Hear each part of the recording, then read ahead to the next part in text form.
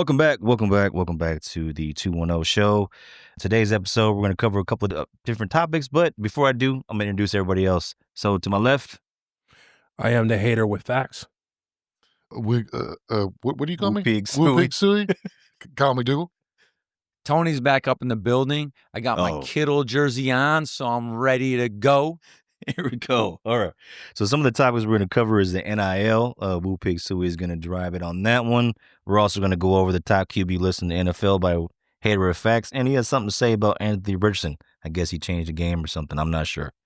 And then mine, I'm going to talk about the top 3 college football coaches that should be on the hot seat. So without further ado, let me just go ahead and turn it over to Woo Pig.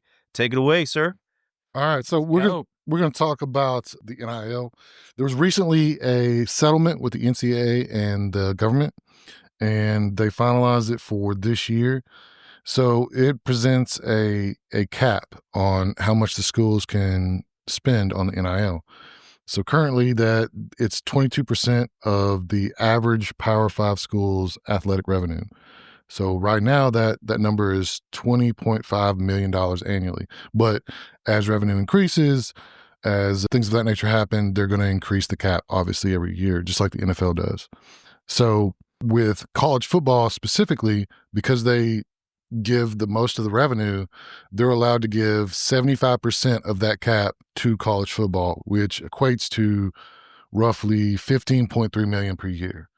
So the point of it is to create, equality among the Power 5 schools on how much they can give an NIL money so that they can't just buy up all the players. Unfortunately, the problem with that is outside entities can still spend money on NIL. They can still get stuff given to them from outside stuff. So for instance,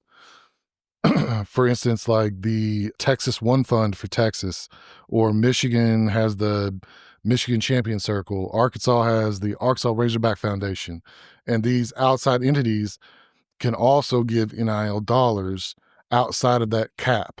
So what you've noticed is that if you look at the top 25 schools with NIL dollars, it's all the usual suspects. So UT, for instance, has $22.3 million outside of the $15 million. So you add the 15 plus the 22.3. Dang.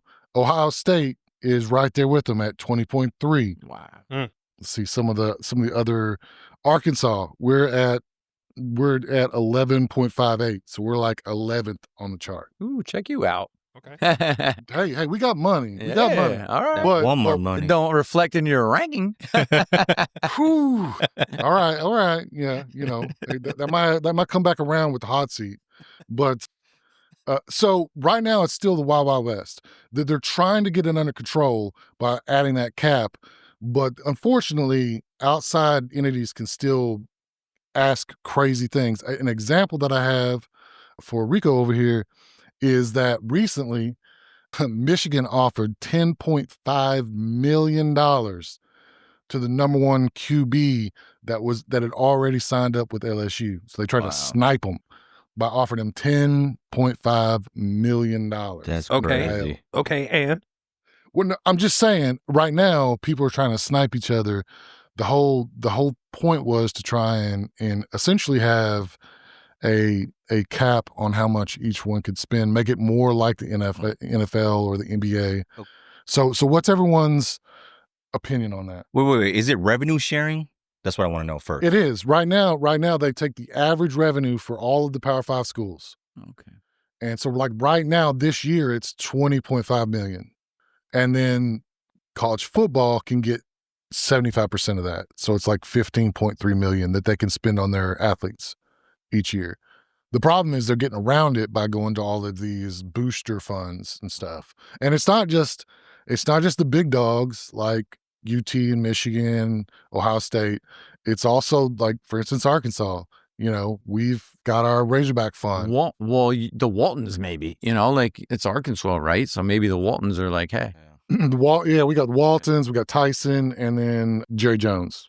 Long live the Cowboys. Yeah, Jerry Jones. That's a good one. Okay, you brought up a lot of stuff that I had questions about, so I wasn't very knowledgeable of the NIL, right? Yeah. That answered a lot of my questions. it's almost like a free for all. It seems like there, you brought up the NFL, right? There is no draft, right? So you're just like, oh, I'll just pay this kid the most. It's like you said the term free for all. That's crazy. Yeah, imagine if Jerry Jones could just pay whatever he wanted to, and there was no NFL draft. Like, if kids get out of college, and he could just be like, "Hey, I'm just going to give you all this money." Top 5-star recruit, right? Yeah. Well, right now Jerry Jones is trying to do that with Michael Parsons. So I mean, you don't know no difference. But do you honestly think that like the Jerry Jones of the worlds wouldn't open up the pocketbooks if he didn't have a cap? Oh, 100%. But here's the thing, though. Well, like who's the most wealthy NFL owner right now? Is it the Chargers? No, it's the dude who owns the Seahawks, right? I don't know. Microsoft guy? I can look it up real quick. Most of them are billionaires. Like, they're all probably billionaires. talking like multi-billionaires. Yeah. But if they could, if it turned into baseball, where then you'd have no salary cap. Yeah, no salary cap. Then that's what they're dealing with right now in college football. So there's that's what it sounds like. Yeah, it's crazy. It's like you said. That's pretty nuts. It is. My one question coming into today was like, all right, I don't know a lot about the NIL. Granted, I didn't know that the universities are able to spend a certain amount, but also boosters are able to do it too. That changes the game. So that leads me to ask, how is this being enforced? Like what is happening here? Is there like a commission now that? Well, the NCAA has always been the one who's mandated it. Before the NIL, they weren't able to pay players at all. So that's why you would have stories where players would get suspended because they would take free lobster Mercedes tails, or some shit, yeah, or even simple stuff like who was hamburger. Who was the kid that he was taking lobster tails? He got a happy ending. Oh, Jameis Winston. Yeah, the crab leggings. Yeah. So they were super strict when it came to it, and then as soon as the NIL got authorized, they went from being super strict to all hands off. It's like the preacher's daughter who turned 18 and moved out. Like it went crazy. It's like, oh dang. So what about loopholes and unequal enforcement? You know what I'm saying? Like, for example, let's say you're from the Mountain West or whatever, right? And there's a cap in place, but yet you got all these other teams that have, say, the Waltons and all other kind of shit. Waltons, right, for Walmart. So that's the interesting part is that this NIL cap only deals with the Power 5 schools. So performance based. So the SEC, the Big 10, the Big 12, the ACC, and the Pac-12 all have to abide by this rule. The Mountain West or the Sun Belt or all of those other lesser conferences don't have to. Oh wait, but who's enforcing this rule? It's the NCAA, and they have to because they settled with the U.S. government. It was the House. Is there a commissioner? I don't know if there's a commissioner of the NCAA. Is there? There's. I know the SEC does. They have their own. Yeah. Right. Yeah. Every power conference has their own commissioner. Yes, but there is supposed to be an overseer who's supposed to be heading all of this up. I don't think they announced who that person is. Yeah, there's a ruling body. This like 3 episodes I don't know ago. if it's a single individual, but or if it's a council. Supposed to be like a committee. But the NCAA as a ruling body is the one that enforces. There probably will be. It's gonna kind of be like pro sports here soon. But right now there's a wide open that before they were handcuffed because they couldn't pay the players at all. Correct. Now with the NIL, they're capped on how much the university itself can spend, but there's no regulation for outside bodies, which was how all the players used to get paid back in the day. Right. It was always some outside under the table. Under the table. Yeah. Now they just don't have to be under the table. Correct. The only thing the NCAA is regulating is that they go in and they make sure that it's an actual endorsement. So, for instance, the Longhorns, they give out NIL dollars for this endorsement. Well, then they make sure the player actually has to go do the meet and greet or actually has to film the commercial, actually has to do something for the money. But as far as what they have to do, it's very, very slight. So they could have one appearance and get $10 million.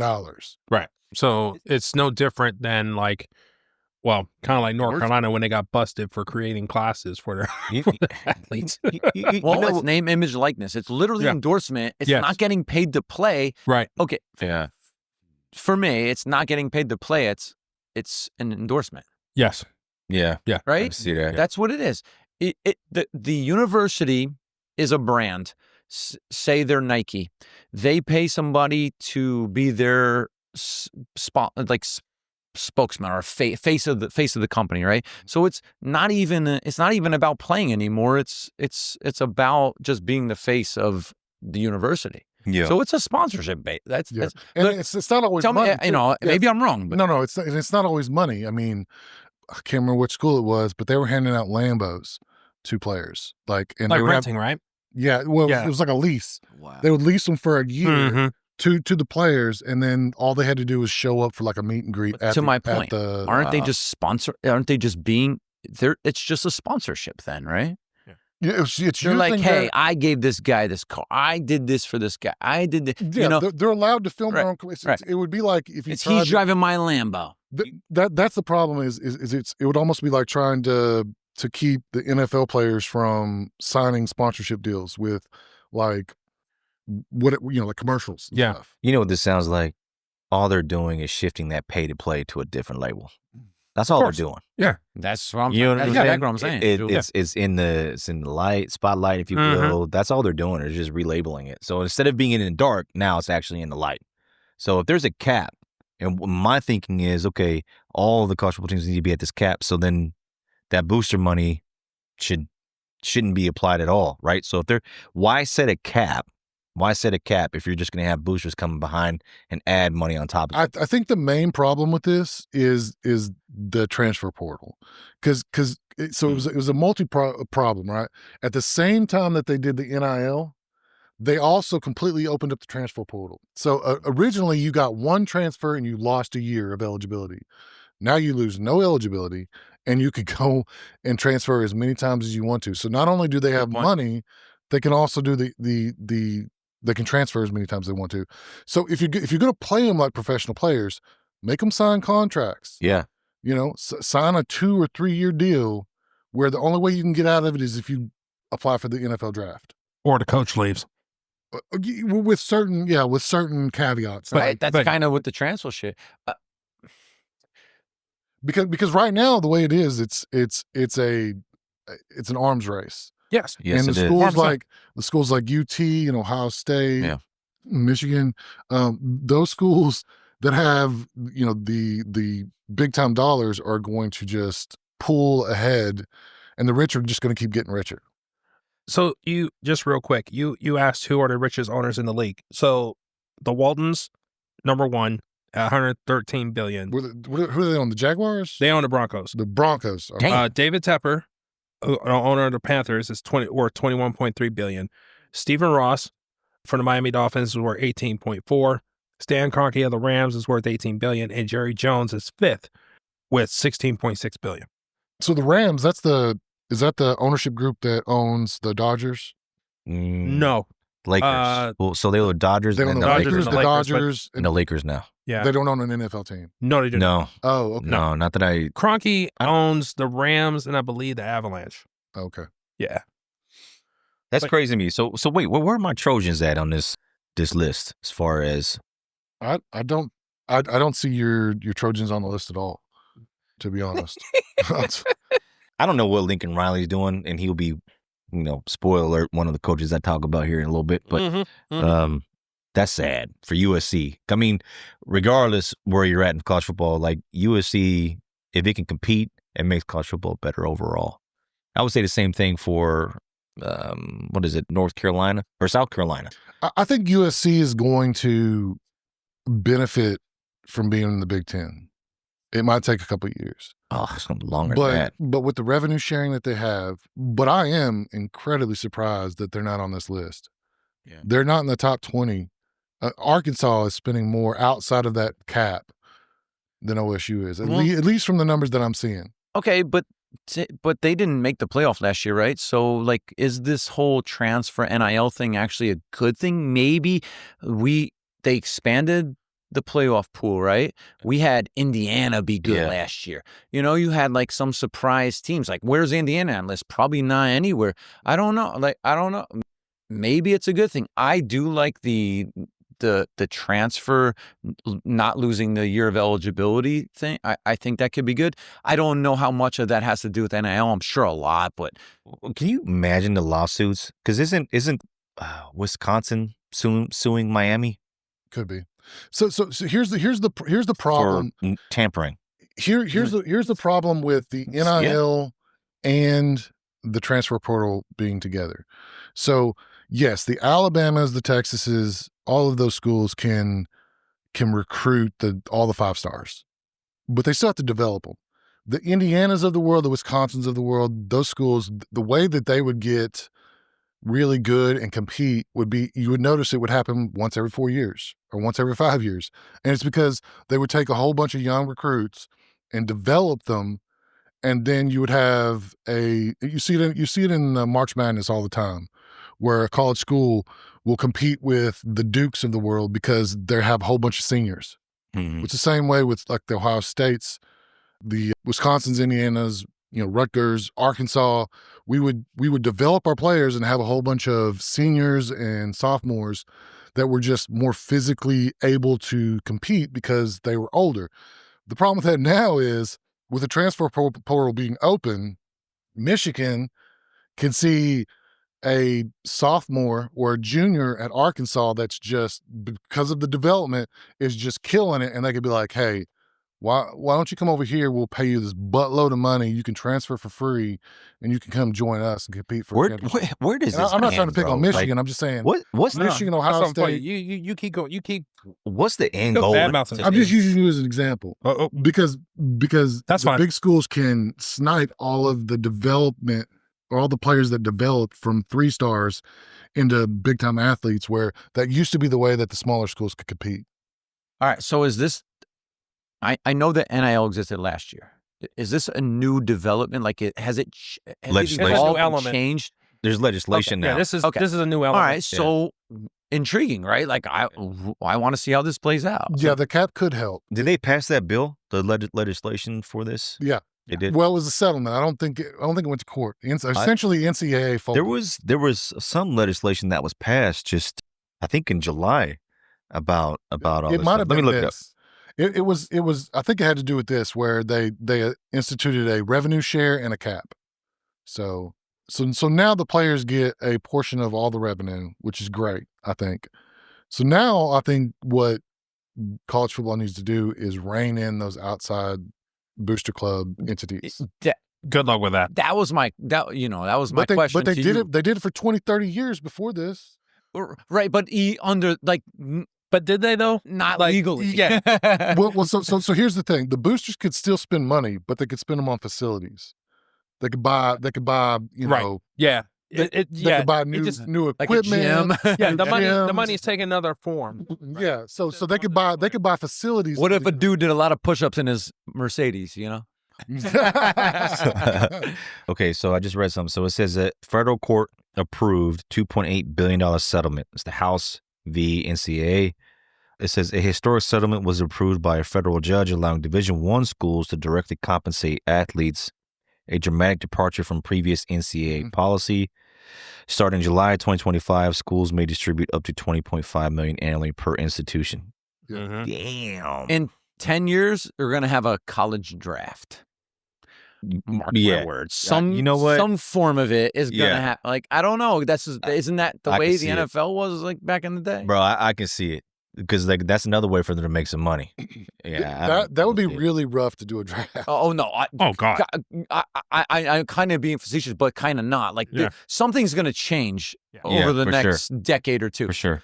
I mean, if I was a superstar high school football player and I'd grown up watching the Arkansas Razorbacks my whole life, and all of a sudden there was a draft, and they're like, "You're going to play for Wisconsin. Congratulations!" Like, no, the hell I'm not. Like, what? No, I get it. So I do have to push back, specifically since you pointed out Michigan and our recruitment of Bryce Underwood. That's what you're talking about. Yeah. So there's 2 things about that. Number one, you do understand that Bryce Underwood is from Michigan, right? His home state is Michigan. Okay. Before he got, recruited by Brian Kelly. But there is a story related to this where he was on his official visit to LSU, and in that game, Brian Kelly was ripping one of his players on the sideline and saying things like, you're effing uncoachable, like continuously, right? And the rumor is like Bryce heard that and heard how Brian Kelly was treating his players, and he's like, that helped change his entire view on going to the school. Yeah, it wasn't the $10.5 million. Of course, the money. It was because the coach was being mean to another player. I take $10.5 million. It totally wasn't an excuse. There we go. See, of course, money. Of course, money does. Yeah, of course, money has something to do with it. Of course, but what I'm saying is, if the money is equal or close to being equal, right? Now you had to look at other things that factor into your decision, right? So no ineligibility either for transferring. That's correct. So it's a game changer. So he ultimately made his decision. Now he's going to be playing next week, against New Mexico, go blue, and we gonna see what it do. In there. Now, yeah, right. But the one thing that you missed out or you omitted in all of this, and I pointed this in previous episodes before. Michigan wasn't always in the recruiting game as far as NIL goes. They weren't always in this. They just now started to get into this. Yeah, because they started getting their butt kicked on recruiting. But they initially tried to pull a Clemson and say, we're not going to play this NIL game. Yeah, they were. And then they started seeing all their 5-stars going to Ohio State, and they were like, on second thought, you know what? We're going to play this NIL game. Right. If you late to the party, you late to the party. But eventually you get over it, and you adapt and overcome. Isn't that the key to life, right? You adapt and overcome, right? Honestly, though, I don't blame Michigan. They tried to put up a stand and say, you know what, we're not going to do this. Right. This is the Wild Wild West, and we don't like it. We want players that play because they want to be at Michigan. Correct. And I can respect that. It was naive and dumb, but I can respect the thought process behind it. It was. Bro. The proof behind the pudding. I know. You're going to take that hater effects? Sir. He's schooling you right now. While that may be true, while it may have been naive, as you say, but they were trying to preserve what was left of the integrity of college football.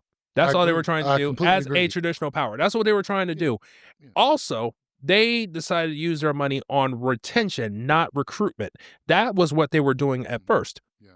They tried to take a different angle. While everybody else was going this way, they decided to go this way. Now, in some ways, signs. Shut up. Remote camps. Yeah. So that. Thank you. I was going to get to that because what else is a school supposed to do in recruiting players when you have other schools and other conferences who have problems when schools from other parts of the country tries to recruit their players from their recruiting base?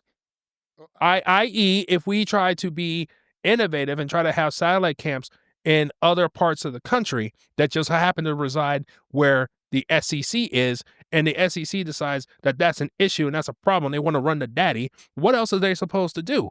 Woo pig suey. I mean, I get why Michigan would want to recruit players out of the South. I mean, we got the best players. We got the best teams. Oh, my best goodness. schools. I mean, college football is the South. I get that. I know why they want to come down to Florida.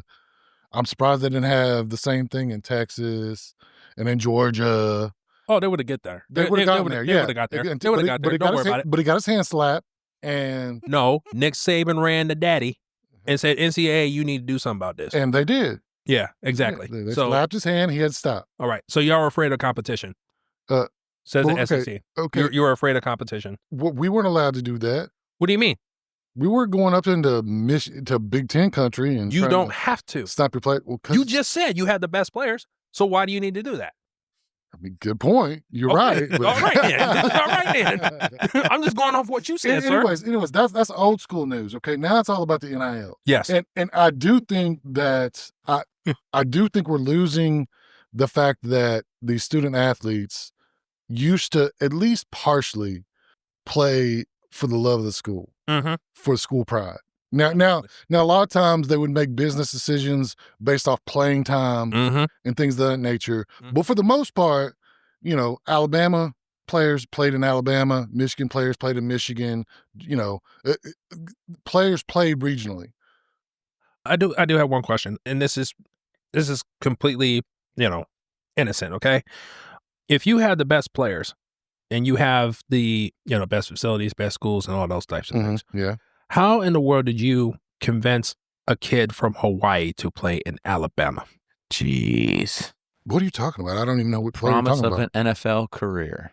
Yeah, I mean, some schools, including Michigan, like Michigan, Ohio State, Alabama, USC.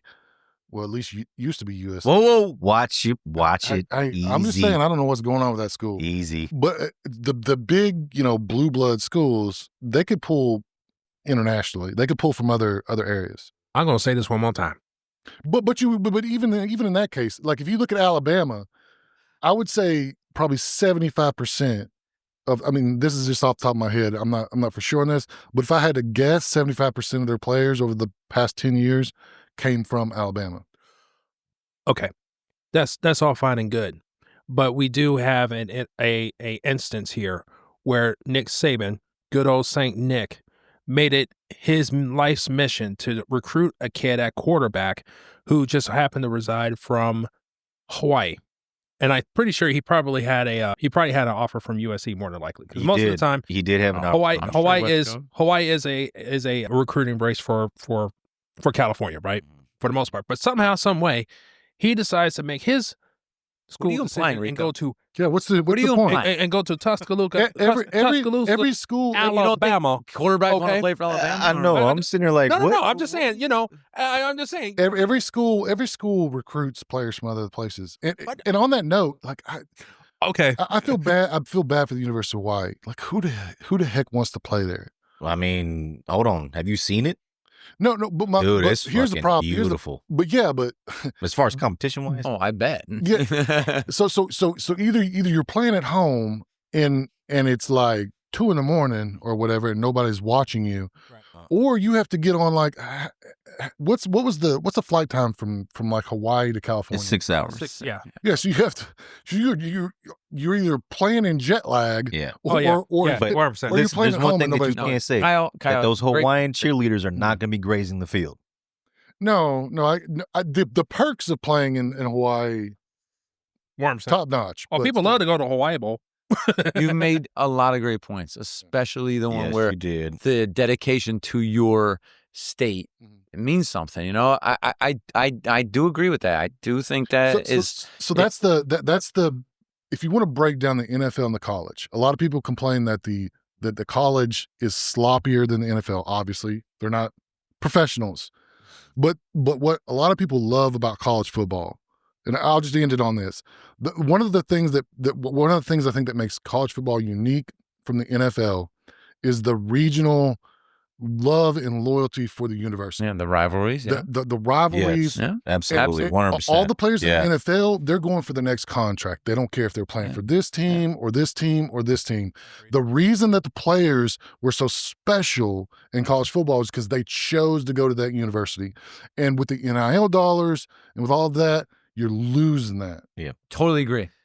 Yeah. Done. Well, so let me just bring up two interesting facts from this legislation, and this definitely applies to Arkansas. But first of all, one key thing that to me was the agreement that was passed, again, the settlement, right, includes retroactive payments to athletes who competed between the years of 2016 and 2024.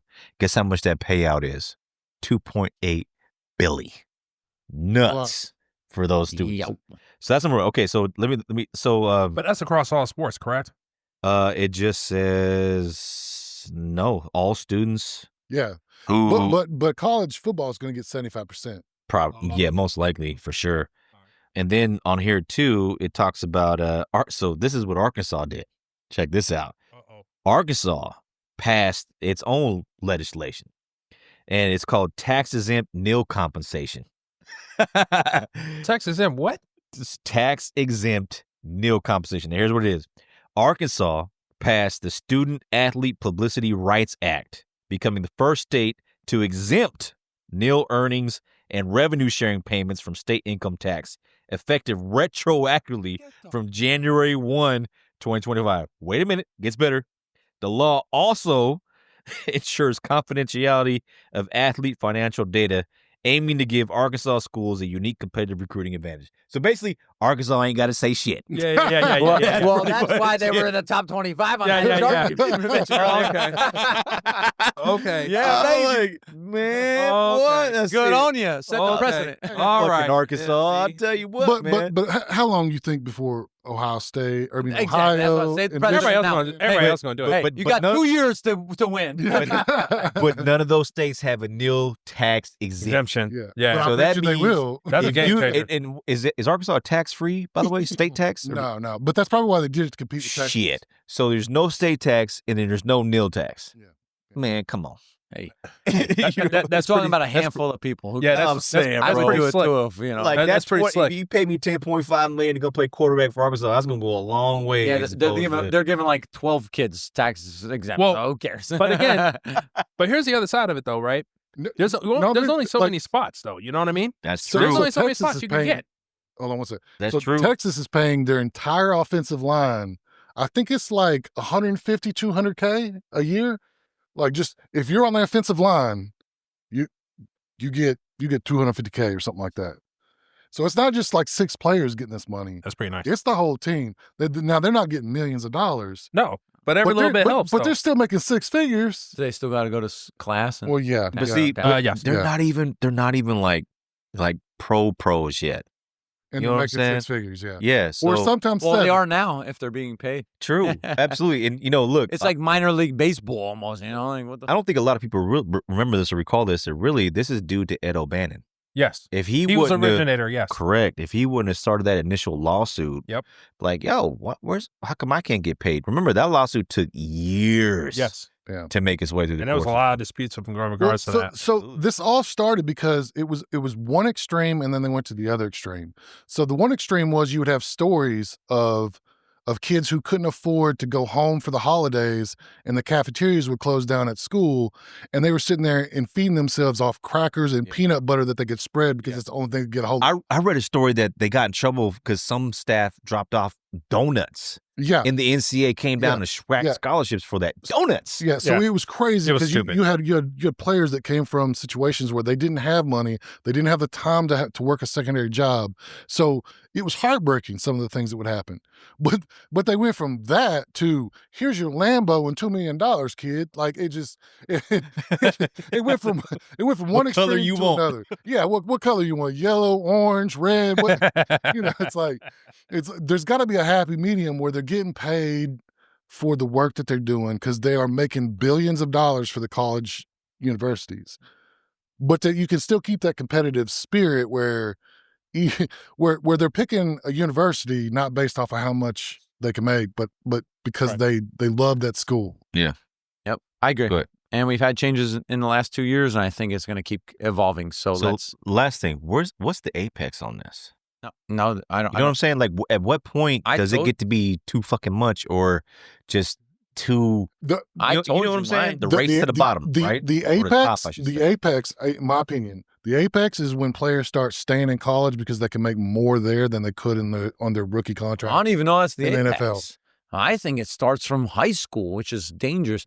So, That's- but I don't want to get, maybe a topic for another day. No, I think But- you're onto something though. That's a really good point because Well, they're we gonna saw try to it with get the these- NFL to the college, right? So, Yeah. what's the next transition? you're going to see colleges offering these high school Yep. students in Yep. sophomore year. Yep, Hey, come here. We'll give you a $5 million contract. exactly. And there's no rule that says you can't because you can do it in baseball. I haven't It- seen that. Well, No, the players in baseball baseball has a get draft. drafted. No, baseball Yeah. has a draft, though. You can draft a kid out of high Right. school. That's what I'm saying. That's Yeah. why I brought that up earlier. Yeah. Yeah. And I don't want to beat Such a like, good this point. horse like to death, but That's such a good point. but a lot of different angles we can go. But that's where I think it is going. Yeah, I would agree with that. Anything else on this NIL before we transition to a different topic? You got anything, Hater? No, I'm good. Whoop I'm Pig, good. you good? I'm whoop. Yeah, no, I'm good. big. Okay. All right, so we're going to transition to a Hater with Facts topic. So the first one I think you had, sir, was top QB list, right? Yeah. So Yeah. Ooh, transition to NFL. Yes, sir. a little transition. Yeah. So Like that. Let's go. So Matthew Stafford's a over bum. the summer, there's been a lot of lists that have come out, right? You had your, NFL top 100. You had your, ESPN, CBS. They come out with all these different lists that came out over the summer, and there's been a lot of debate as far as who should be number one, who shouldn't be number one, or who should be within the top 10, who shouldn't. And so I was like, I need to come up with my own list. But I'm specifically putting a caveat on this list. So as long as this show exists, as far as the hater with facts goes, okay, this is just me.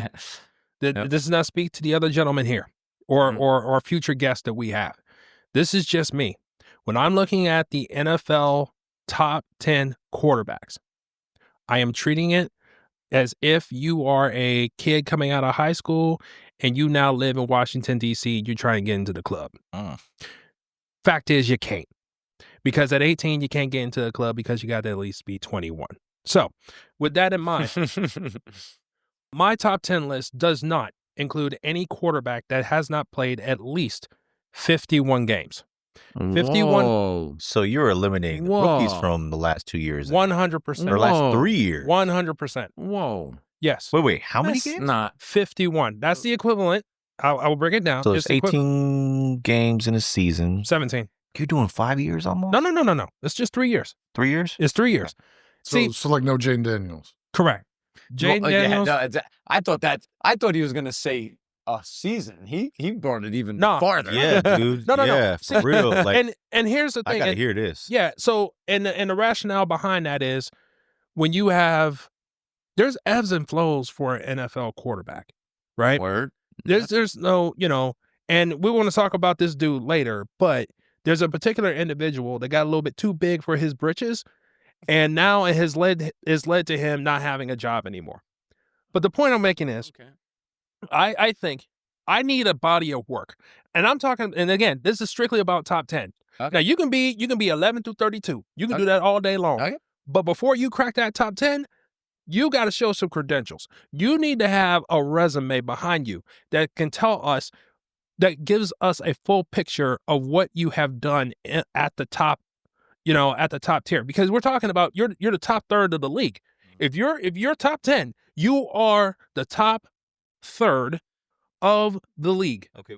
Somebody tell me how many games Brock Purdy has started, please. Good question. Brock Purdy, right now, he's not on this list because That's because not right. Yeah. That- What that's about fine. Joe Burrow? That's fine. Joe Burrow. Oh, actually, he's definitely on that list. yes, Joe Burrow's on the list. No, he's been hurt. Again, but he's played enough games. Here's the thing. I did not, unfortunately for Brock Purdy, because he got hurt, even though he's been in the league for 3 years, but he's only played 36 games. So once this season is over, I will rank him appropriately. Now I'm going to say this again. This is my list. This is the hater with facts list. Okay, you ain't got to agree. All right. You ain't got to agree. I'm not but- trying to be a homer, but Brock Purdy's on that list. I respect. Dude, you don't have to be a homer. You don't gotta Like, that's a legitimate point, man. Look, I'm with you on that. Can there be an exception to the rule? Yes, but there is only one. And unfortunately, you're not going to like this, but I would a season like Patrick Mahomes had when his first year starting, he finished with over 5,000 yards and 50 touchdowns. You put something like that on wax, I have to consider you for top 10. No. If you do something like that, okay? But Wait a minute. You But just, there you could be just rules. discredited your own criteria. hey, I just said if. I didn't. But in this case, my top 10 right now, and I really had to go back and forth when it came down to 9. Matter of fact, I had to revise it again because I was like, oh wait, Brock Purdy's not on here, and I had to look like, oh wait, nope, he don't meet the criteria, can't get in. And you said So- 51 games, right? 51 games. Okay, so I think Joe Burrow started, 60? He has 69 games. All right. So, all right. No, So, I don't even care if he didn't need to be on that damn list. but it's so so true. now I will ask y'all: do you want to go 1 to 10 or 10 to 1? Which one do you want? Let's go 10 to 1. 10 to 1. 10 to 1, okay. 10 to 1. All right. This is growth on my part. I really don't want to do it, but I got to respect. Let's go. We got time today. Number 10 is Baker Mayfield. What the I'm sorry. Keep going. My bad. Number 9, Justin Herbert. Number 8. What the Number Sorry. 8. Number 8, Trevor Lawrence. Number 7, Matthew Stafford. Number 6. Number 6, Jared Goff. Number 5, Jalen Hurts. Number 4, Lamar Jackson. Number 3, Josh Allen. Number 2, Joe Burrow. Number 1, Patrick Mahomes. You got Lamar Jackson 4. Okay. Yes. Okay. I got a lot of problems. That's fine. All right. I now First of open all, the floor to Trevor the gentleman. Lawrence is Go ahead. my biggest problem. So what now? Go ahead. Trevor Lawrence is my biggest problem. I understand. Do you guys want to know what ESPN ranking is? No, for I don't it, give a man. shit. I So we don't can care. This is the compare reason and why I did it in the contrast. first place. All right, Go ahead. all right. So we can compare and just contrast. as just a comparison. Since you're doing like this whole like because game started thing, Yeah. and I understand that Baker had a great supporting cast and he had a great coach. He's had 2 fucking good years. so just He needs to be FYI, higher than Trevor Lawrence. so ESPN's got him at number 10 as well. Who? Wow. Baker Baker? Mayfield? Baker Mayfield. Yeah. Well, I don't agree with that. But Okay. okay, so Wait, just hold on for the listeners. Recap it one more time quickly. okay. 10 through Number 5. 10 Mayfield. Number 9 Herbert. Number 8 Trevor Lawrence. Number 7 Matthew Stafford. Number 6 Jared Goff. Number 5 Jalen Hurts. Number 4 Lamar Jackson. Number 3 Josh Allen. Number 2 Joe Burrow. And number 1 Patrick. That's so disrespectful to Lamar Jackson. I knew you were going to go there. And Josh Allen. I knew I you think were That's the- the- disrespectful, dude. Josh Allen and Lamar Jackson are the It two should be best 1 and quarterbacks in 2 the NFL. interchangeable. And it's not That's- even a That's question. disrespectful. Okay. Jalen It's Hurts very- should definitely be 3 though.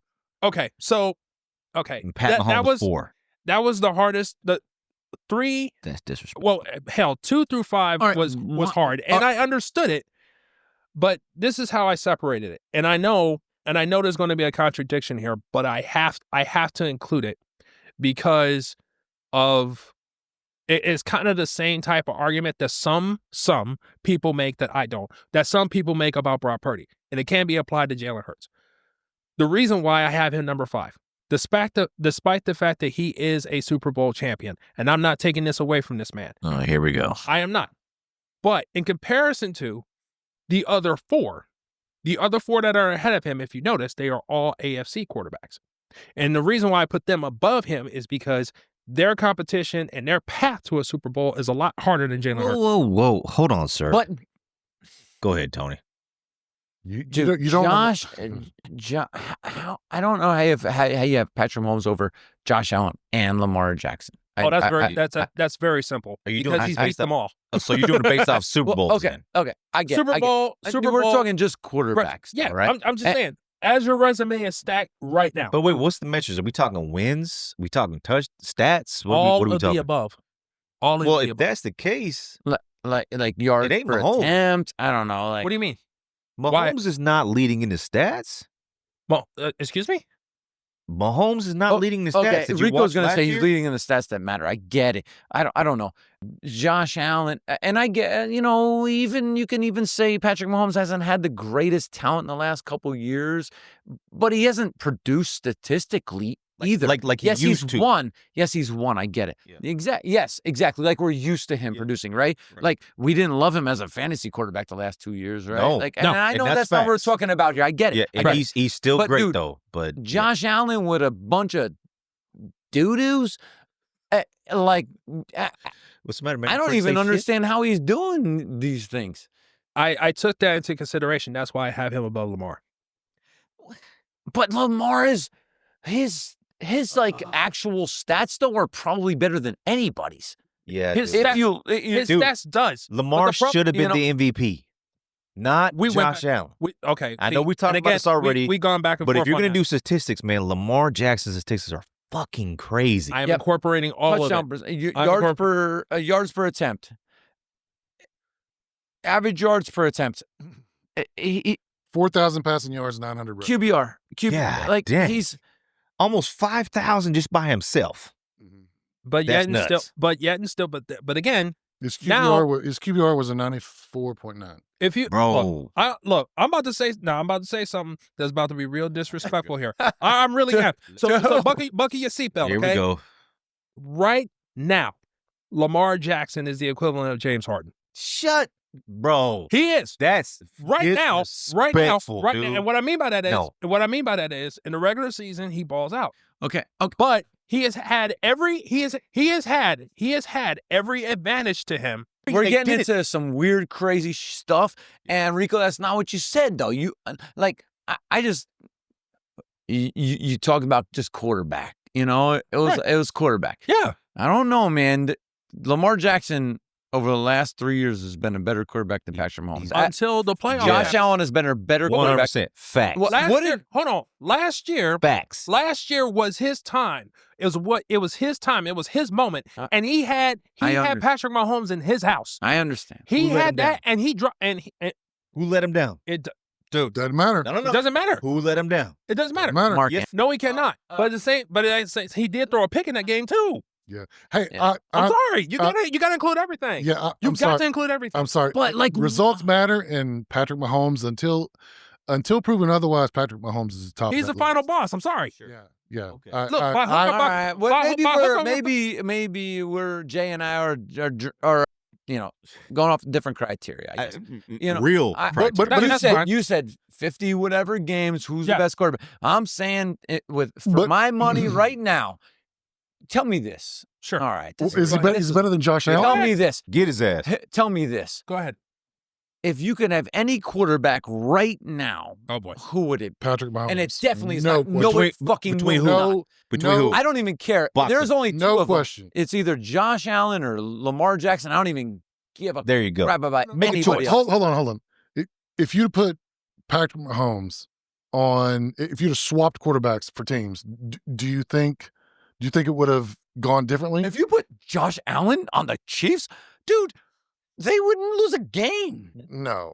They Okay. wouldn't lose a He game. didn't have any weapons. Dude, Josh Allen's on a different world, on a different planet right now than Patrick Mahomes. No, not He Josh has Allen. ass. love He this. has. He's dealing with ass, and he's like seriously. I didn't even think the guy could do it. Like, so I was a hater. Like coming in, like Yeah, and you're a He's- Niners he's fan blowing my too, mind. so that's saying something. he's blowing my mind. Are we talking about Lamar or Josh Allen? Both of them. I'll take both of them over Mahomes. Oh gosh. I'm with you. Mahomes, dude. Now, yes.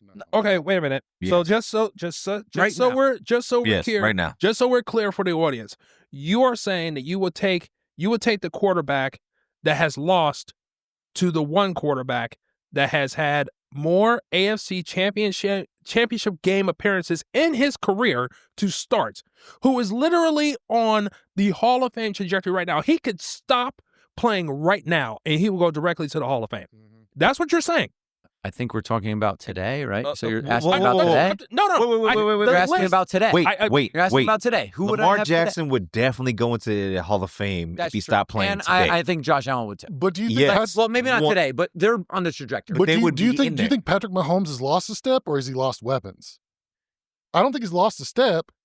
He was not the same though. His accuracy was not the same. Here's Because they like kept, that it they has kept been. dropping the balls, Yeah. though. say His wide receivers. I don't care. That Hey. doesn't matter. But, But- yes, overall, I'm with you. What does Josh 100%. Allen have? stop. Stop No, right. No. that's a don't good tell me point. to stop. Stop right there. That's, No. that's a I'm good going to point. stop you. I'm going to stop you. Here's the problem. Here's the problem with your argument. Patrick Mahomes lost a Hall of Fame wide receiver too, Okay. if you don't remember. Okay. Okay, he lost Tyreek Hill. Yeah. Right. He did. And still, he's But- still but- making. but- but he's still making the Super statistically- Bowls. Now, in Josh Allen's case, he had someone that was.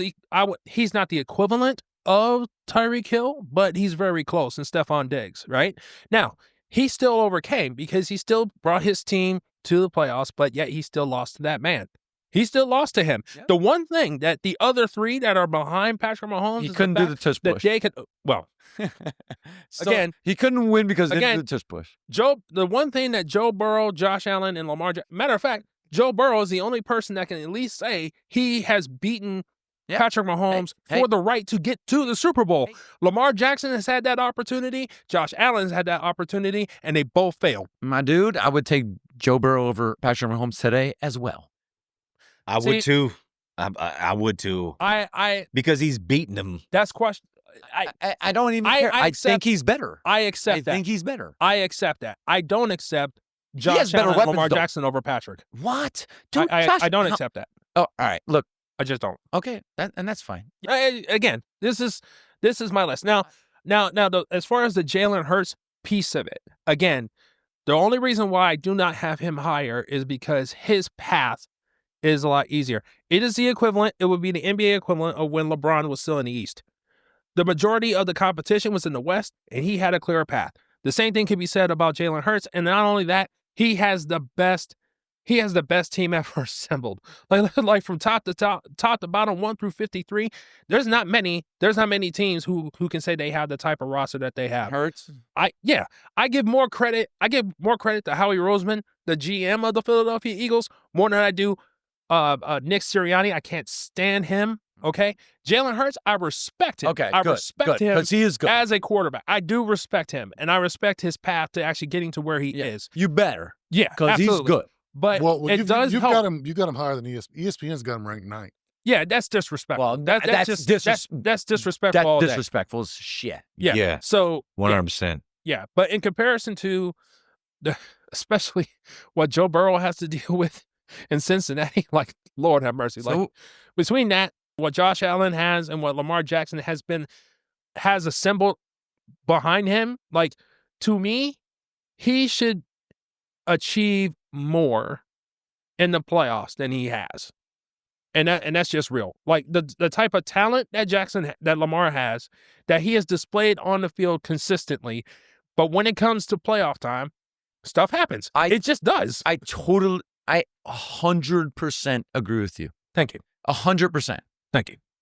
But the question was the quarterback, and I get it. He had a couple duds in the playoffs, and sometimes inexplicably, I'm a Niners fan. Yeah. Like, right? The Ravens destroyed. We were considered the best team in the NFL. Mm-hmm. Right? The Ravens destroyed us, and everybody was like, the Ravens are the best team in the NFL. It's not even a question, right? Right. They went into the playoffs, and they looked crappy, and they got beat. Right? Okay. And they got beat by who? The Chiefs.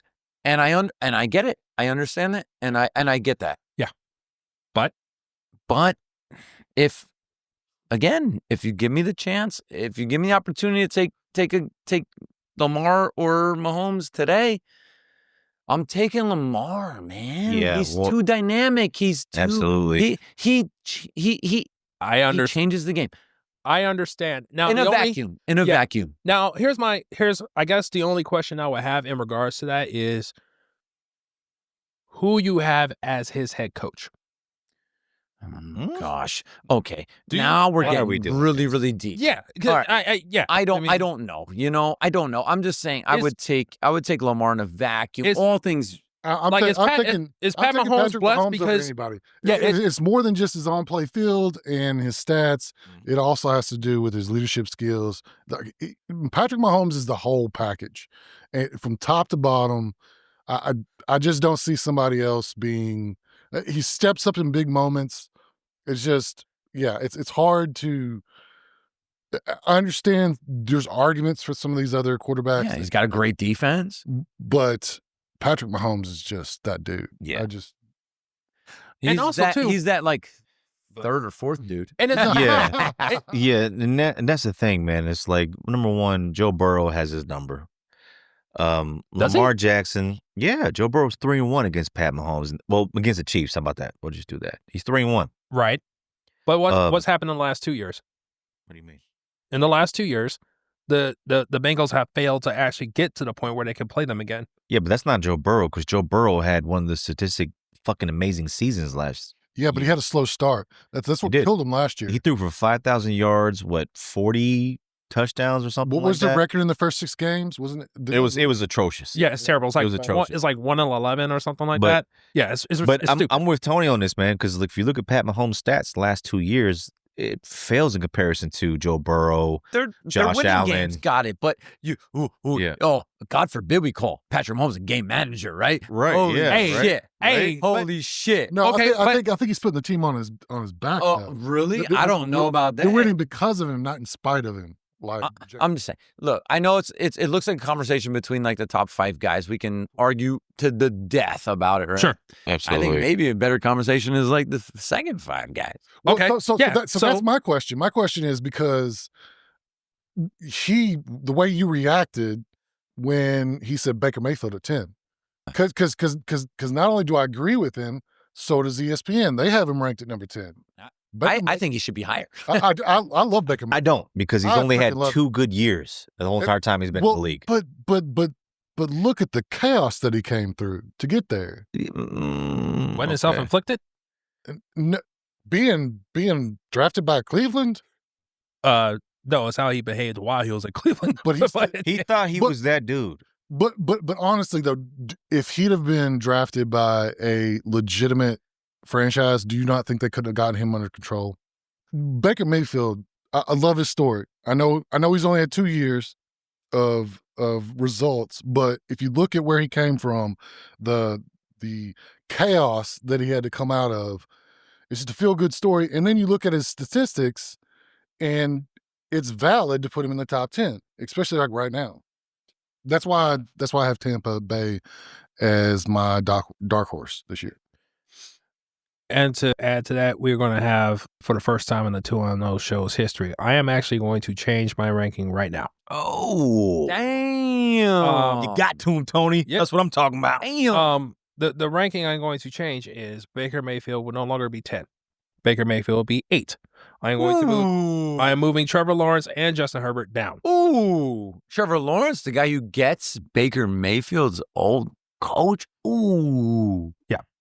Still trash. But I get it. We don't know what Lawrence is going to do. That's still trash.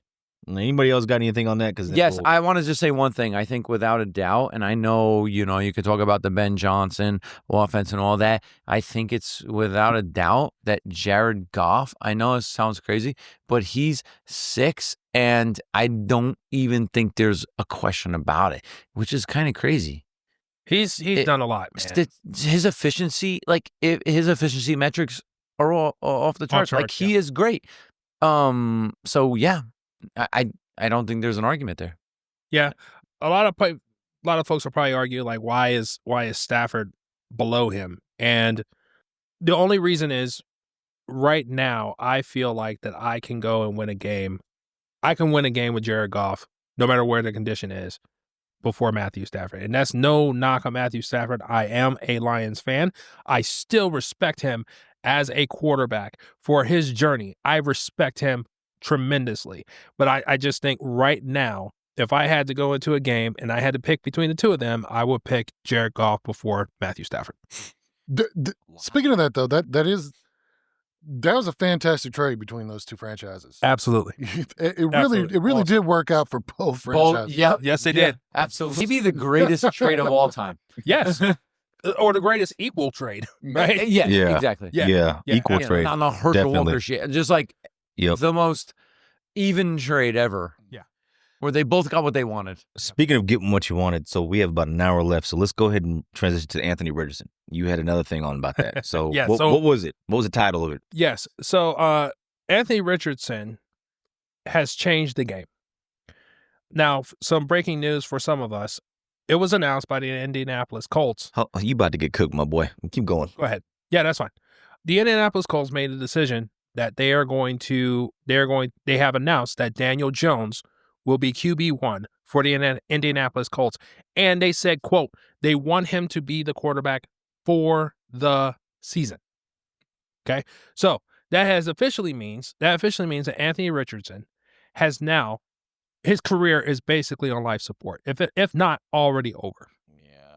Okay. And it's Anthony Richardson that is the reason why my QB list is the way it is, because he is an example of why you cannot be quick to either anoint someone or not promote someone based on a small sample size of work. In his case, his draft status was looked at pretty peculiarly, given the fact that the number of games that he played in Florida, which wasn't many. I think it was like 12 or 13 total. 14 or something. Right. And his completion percentage, even at Florida, was 52%. Yeah, it was atrocious. And for you guys, I have a quick game I want to play with y'all. Okay. It's a comparison. Okay. Okay. So I'm gonna give you the stats of Anthony Richardson. Okay. First, for his career, he played 15 games. This is NFL career. His 15 games, he's 8-7. A completion percentage of 50.6%. Passing yards 2,300. 11 touchdowns, 13 interceptions. Now that's 3 games or 3 years, basically. That's 3 years of work that he has put in. Now he's very closely to this other quarterback. Now he played 31 games. His record was 7-18. His completion percentage was 52%. He had 4,000 passing yards and 18 touchdowns with 23 picks. And who's this now? Who's this again? Jared Goff. Jared Goff. No. That quarterback also wore the same uniform as what you're wearing right now, Mr. Host. That would be Jamarcus Russell. Ooh. Damn. Okay. That's not good. Yeah. So, with that said, I believe that with this move speaks to the mistake that the Indianapolis Colts made as an organization. And I feel like, along with Anthony Richardson, Shane Steichen, and Chris Ballard, the general manager, are also about to be out the door because of their selection of Anthony Richardson by this fascination of his physical talent and not his capability as a quarterback. So where was he drafted? He was first round, right? He was first round. He was picked, I believe, pick 5. 4th. Oh, 4. But yes. Yeah. Now you're making a leap though. You're talking about jumping the gun on somebody from college play Mhm. with a small sample size. Yeah. To taking away NFL quarterbacks with a small sample size where they were actually playing in the NFL, like Jaden Daniels. See, again, this is why. I don't think those two things are the same. Right? Okay, go ahead. Because Jaden Daniels, even though he has a small sample size, he's playing at the pro level, right? Yeah. So it's equivalent to, it's not the same thing as looking at a small sample size for somebody at the collegiate level. And sometimes they do make some great choices there, like Joe Burrow, for instance. He had a small sample size. He had essentially, Joe Burrow had one great year at LSU. He did that one great year. That was one hell of a fucking It year. was though. one hell of a No, year. it's the It's greatest. true. It's like year. One of the Yeah. greatest. Yeah. For any quarterback in college football history. But he could have been a bust too. Given the environment that he walked into, yeah, you can make that argument. But he did that shit in the SEC, my friend. you do realize that So Anthony did- Richardson went to Florida. Yes. Right? Yeah, I'm not saying that those two players are Not the same. equivalent. Well, I'm just saying you can't discount what a NFL quarterback did in 1 or 2 years just because they have a small sample size. You can't compare that to somebody who has a small sample size in college because the two games are completely different. It's a whole Well, other level. I will say, and I'm glad you brought that up because I can bring into this conversation 2 other quarterbacks that also had the same type of path as Anthony Richardson. One would be the very person that is replacing him in Daniel Jones, and also Mitchell Trubisky. I would say that those 3 were very similar as far as their college path. They get drafted by these organizations. I don't know. In Anthony Richardson's case, I don't think that his surrounding cast was that terrible, especially in comparison to the Giants in Daniel Jones's case or Chicago and Mitchell Trubisky's case. But I would say that his lack of growth, especially in that preseason game, my goodness, there are 3 red flags. Let me go back. There are 3 red flags in Anthony Richardson's career, in his pro career, that sealed his fate. The first was in his rookie year. Last weekend? Huh? Last weekend? No. We'll get there. But the first was in his rookie year. I want to say it was game 2. And he came out, I think they won the game. And he came out and said, "Oh, the NFL is a lot easier than I thought it was." Oh, yeah, I remember that. And then soon after that, I believe the next game after that, he got hurt. And they whooped his ass. Yeah. Right? Yeah. That was the first. That was the first red flag. Second red flag came the year after that, where, you wanted him to learn from his mistakes. But what did he end up doing? He pulled himself out of the game. Crazy. As a quarterback, you pulled yourself out of the game. You tapped out. And then after that, you got benched. So that was red flag number 2. Red flag number 3 was this last preseason game where he failed to recognize a blitz that was coming and totally got himself blown up. And he ended up, jacking up his pinky finger, and he ended up missing a little bit of practice, but still. Over a pinky on his non-throwing hand. Correct. So all those 3 things were just signs of him not learning fast enough from what he needed to do as an NFL quarterback. Please let me have this.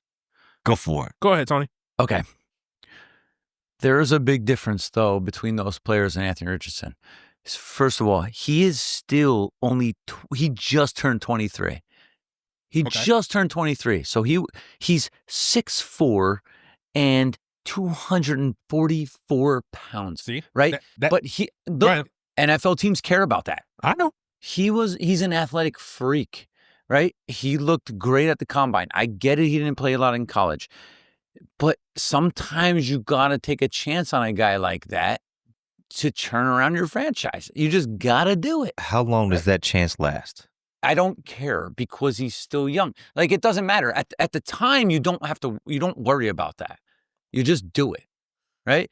What did everybody, after 5 games, what did everybody say? This may be the dude, right? He came out looking pretty good. I don't know. He looked pretty good. Well, I granted he got hurt. The guy's still only 23 years old. We knew he was raw. We knew it. So did the Colts. Right? All I'm saying is he's better than Daniel Jones, like, as physically, you know what I mean? Like, they may be letting on that they want to move on from the guy, and I know he's injury prone. However, I understand the move at the time, like, I get it, he's super raw, but, I don't remember the class enough, and I should have done my research, but he was 4th overall. That was a reach, and we all knew that at the time. The dude is a goddamn beast. We know that. We know that. But the only thing I would take your chance. I don't disagree with you. Like, you've got to take those chances, and I do tend to think that he was a bust, but that doesn't, like, change how the NFL is going to draft people. They're still going to take those shots. Because for every one of him, you're going to have a C.J. Stroud. He's 23. I'm not a test taker. I'm a football player. Like, you're going to have red flags on players, but their other qualities are going to. You're seeing this wrong. Make that you're seeing this wrong. You could be an all-time physical freak. It don't fucking matter. But if you can't read defenses and make fast decisions in 1.5 seconds or less, you are going to be a trash quarterback. Understood. Right? So, cool. But if your criteria, if you played to this guy, if he was a wide receiver, tight end, hell, even a running back, I'd be like, oh yeah, all day long, take that. But a quarterback is a different animal. You got to be able to read defenses. What's the major knock on Kyle Murray? He doesn't spend time too small, and he doesn't spend time in the film room. Yeah. Right? Yeah. You could never say that about Tom Brady. He spent time in the film room all the fucking time. You can never say that. So, and Tom Brady wasn't the most athletic motherfucker either. I mean, he was the GOAT, Joe Montana. Not the most athletic dude, but he was a fucking GOAT, right? Yeah, could you imagine if Anthony Richardson was like that? Though? But he's not. That's I know. The thing. I'm just saying, he's not. You pass on a guy like that? But the only thing that he has going for him is he's a physical freak. He's That's still 23 years old. Sure. He's going to go to another team. He's probably going to be good. I kind of agree. If he can't read defenses, he's done. Geno Smith, How do we know? He could be a Geno in 6 years, but man, it takes more than just being a physical freak to play quarterback in the NFL. I totally get that. But to his point, you still have to take those shots. Of course. Turn him into a tight end and move on. Find you another. He should play wide receiver. Anthony Richardson, if he's smart, he will play wide receiver. No. I'm just saying you still got to take those shots. No. And if it doesn't work out, then You can teach him how to play try wide again receiver. next year. So Tony, to answer your question, the draft class that he was in, number 1 was Bryce Young, number 2 was C.J. Stroud, and then number 4 was him. Okay. So he was the third quarterback taken in the Who's top the 5. fourth? Yeah, who was the fourth? The fourth He was the fourth. No. He was number 4, but he was the third quarterback. And then after was him, any quarterback drafted after him a starting quarterback right now? let me take a look. Let's see. Oh, the next one was Will Levis. Oh shit! Okay.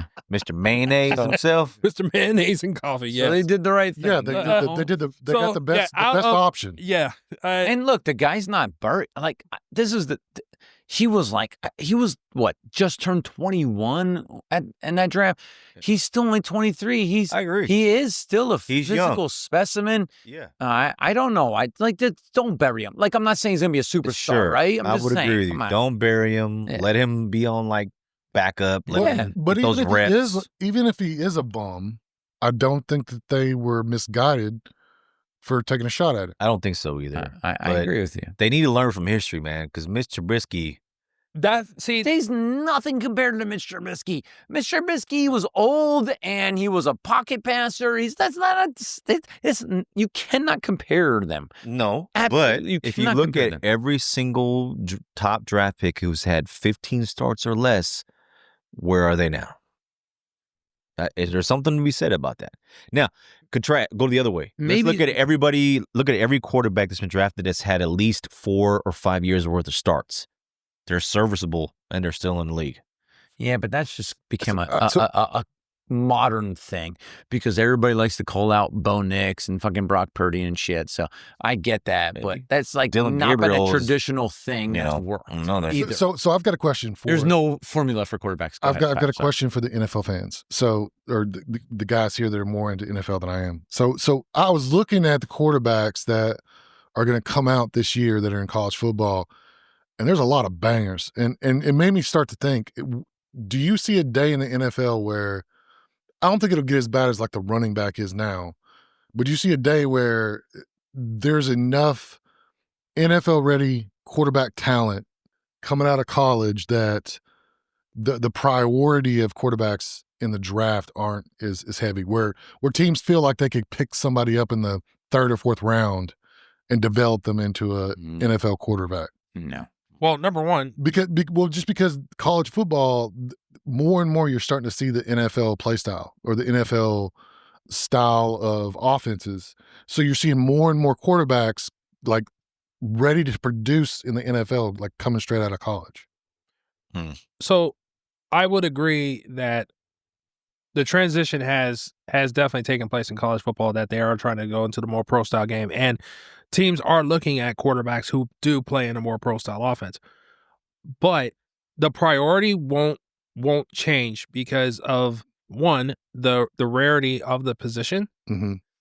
2, how expensive it is, and 3, as far as your timeline in an NFL, when you're a head coach, you don't have 5 years to develop a quarterback. Yeah. You don't. True. Yeah. You have to, especially when you have, normally, now it used to be way back in the day, if you did draft a rookie, that expanded or extended your half-life, I guess, as an NFL coach, because they'll give you that time to let the kid develop, because more times than not, he'll be sitting on the bench for the first year and he wouldn't play until the following year.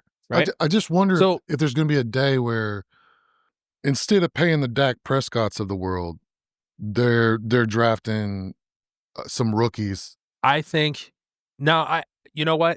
I do to some degree, I think to those marginal-ish QBs that for one reason or another they haven't completely flamed out, but they have not achieved what they should Yeah. at a certain by the time you get to that point. And if you pay them, And you're you can say- handicapping yourself. Yeah. So especially with the advantage that you would have of how you can build around them and with the amount of cap money that you would save versus you're shelling out outwards of $62, $63, $64 million per year for a QB, because I mean, hell, the Cowboys are a prime example. They're shelling $60 million. Well, I forgot what the cap number is, but They're shelling out $60 million. The Cleveland Browns, look what they're doing. They got $230 million fully guaranteed money for one quarterback who's not even starting for them, and now they have a competition with 4 other quarterbacks. Yeah. Like, and then you look at teams like the 49ers who struck gold. Yes. And for like 4 years got to not have to pay a quarterback. Well, yeah, yes, he but I earned it, think though. you guys are looking a little bit too deep into it. In my opinion, it's still the most important position in sports. Mhm. And no matter how many, and I get what you're saying, no matter how many pro-level quarterbacks are produced in college, you're still always going to want to get one up on something.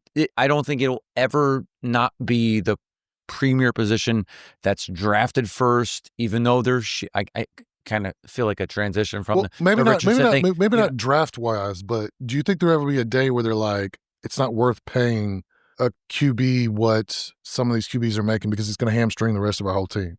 We would rather pay a talented rookie. I don't know. I feel like we kind of can relate it to like fantasy football, but like I don't want to do it. Like, oh, don't draft a quarterback early because you can just get one. Right. In the middle rounds are kind of the same. I don't think that applies to real football, though. No, and I don't think it ever will. No. But I get your point. Like, it's a good point. There are a lot of rookies, like a lot of quarterbacks coming out now have produced at high levels, and I get what you're saying, but I don't know. And then you've got that window, that rookie window that all those teams are. Yeah, that 4 year. That 4 window. Where they're super cheap. I feel like good point. I feel like the cheaper organizations will do stuff like that. Like case in point, like Cincinnati, even though, yes, they pay Burrow, they pay Chase, they pay Higgins, but I'm right now in the mindset that we could be looking at another Carson Palmer situation in Cincinnati. Whereas he's going to come due. He's going to come due for another extension with them. But because of how they are behaving as an organization, he's going to be like, you're wasting my career, and I would rather retire than re-sign with you. So you might as well just go ahead and trade me like they had to do with Carson Palmer. What? Yes. I can see that too, dude. Are you crazy? No, that's actually a legitimate. No, it is legitimate argument. Yes, it is, man. They've been pissing away. Please, Joe Burden's career. Come on, hey, let's hash it out. Come on. I mean, think about it. You're in. You have. Where is he gonna go? They're gonna pay him, and he's gonna expect them to pay Chase, and whoever. T. Higgins will eventually go away. I know he has a little contract already, but dude, where is he going to go? Here's the thing. If you look at how young that team, at least the nucleus of their team and how young they are in a championship. They're in a championship window right now. No, their defense really is terrible. Why is that? If the expectation that Joe Burrow has to have going into the season this year, he has to walk in knowing I have to put up 35 points to stand a chance of winning a game. No matter who I play, whether it be Cleveland, Baltimore, Detroit, 49ers, doesn't matter. I got to put up 35 points to give us a chance. You know how hard that is? Now, they already did it last year, but now I got to go back. Now it's even worse because our sack leader for the last 2 years, all he wants is, it's not even a question about the number of years or the money. He just wants guarantees, which they refuse to do. And that's all they got to do. And that's for them for their defense to be somewhat relevant. Did you see the type of holes they opened up for going against the Eagles? Like, they were running all over them. Will Shipley looked like he was about to challenge Saquon Barkley for the RB1 spot. Like, it was ridiculous. That defense is ridiculously trash. But this is just a guy who we're talking about who beat Mahomes, right? So, like, yes. I don't think he's going to give a shit about that. He wants to win. He got a taste of the Super Bowl. Now he wants to win it. And he's like, yo. So he's going to leave and hope that it's better where he goes after they pay him $80 million a year, whatever it's going to be? Like, I would present to the jury Matthew Stafford. When's the last time? That was a trade, though, right? When's the last time that a quarterback in their prime that was top 10, a top 10 quarterback in their prime hit the free market? where they were a free agent, where they could go wherever they wanted. That's a good question. I don't know. think this. Has that ever happened? I don't think. And I would argue that's not even. It's like I may have said top 10. It's top 5, right? Like, yeah. Like he's So. he's Well, yeah. Like, yeah. No. I know he's top 5. I'm just saying. When's the last time? No. Yeah. When's the last time a top of his game quarterback has gone to like free agent? legit top. Like I know not Tom Brady, but Aaron Rodgers did it, but he was he's past his prime. So when's the last time that an actual That's a great. in his prime? The closest may be Tom Brady. That's a great question. But he was old. He was too. like- He was but he was like 41. right? Yeah. Oh my God. Oh, that's a great question. That's a I don't think it has happened. But the thing is, So what's the reason? Can the because they're teams just that looking at the money. well like I know in the NBA, the team that you're playing for has the opportunity to pay you more. Yes. Does the NFL have the same rule? No. So then why don't we see that more often? Because, well, two things. Where Joe Burrow says, you know what, I'm just going to play out the rest of this contract, hit the free agent or free market. because they can franchise. Because they tag. franchise tag you. It's They can have his similar to ass the up Michael. to 3 right. years. Yeah, it's similar to the Michael Parsons situation, right? Matter of fact, actually, no, there was one. Kirk Cousins. Oh, Kirk Cousins. Now, I'm not saying he's not top 5. Of course, he's definitely not top 5. But I'm saying the last notable quarterback that I remember that actually went into free agency was Kirk Cousins. But that was because he was already franchise tagged. I believe he was franchise tagged at least once by Washington. And they were going to do it again. But then they changed their minds and they just let him walk. Okay. And after that, but the thing about it is, because they did that, and he was getting so much guaranteed money, because now that I remember it, he did get franchise tagged twice, which means he had guaranteed money those 2 years. So then after that, his contracts have been the way they are because that path was set on his career earnings because of it. And so now, as far as Joe Burrow, he will have to make his demands known because the Cincinnati Bengals are so cheap. They're so cheap. And so if they want to build the type of championship team that they need to consistently get to the Super Bowl, especially in the AFC with where they are and where they sit, they have to change the way they do things, and they just refuse to do it. And it's going to have to take somebody of the caliber of Joe Burrow to force their hand to do it. Otherwise, he's going to have to put the matters into his own hands. I'm going to say something kind of controversial and shocking. Sure. You know whose career overlaps I think Joe Burrow really compares to? Andrew Luck. Okay. They both were injured. They both dealt with some injuries, the rehab. They both were top 10 QBs. Burrow's a dog, though. Yes, he is. But again, I'm not saying he's going to retire early, but I'm just saying if Cincinnati keeps doing what they're doing, I wouldn't be surprised if he retires. That's why I agree with your original premise, because there's a lot of overlap there between those two guys. Just saying. Yeah, and I think Kyle's got a good point, though. Yes, when he has does. a guy like that ever been available? Yes, it's it not does. happening. Yes. It's just not happening. There are exceptions to every rule. No. So And not unfortunately, this- with not this one. the type of Not this franchise one. that the Bengals You can argue are, he's the best quarterback I in looked the it NFL. up. I looked it up. So because that was a good question. So Sam Darnold, Vikings to Seahawks, Nope. Okay. He was like bottom ranked number 10. 1 in QB free agency, the following strong finish in Minnesota and big new contract in Seattle. Russell Wilson, Steelers to the Giants. No, it's not the But same. he's not Not the same. forever. oh God, at that point, Justin Fields is another No. one. Who's like a scrub. See, there is no example. Kyle brought up a really, really good, the rest of the really good point. the rest of the guys on this list, because I what I did was I searched for top 10 free agent quarterbacks in 2025. That's what I So searched. basically, Oh, no, that's- yeah. So- we're proving Rico is wrong.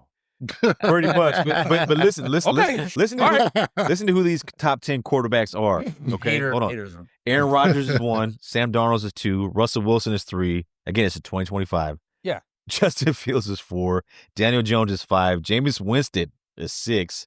Jacoby Brissett, 7.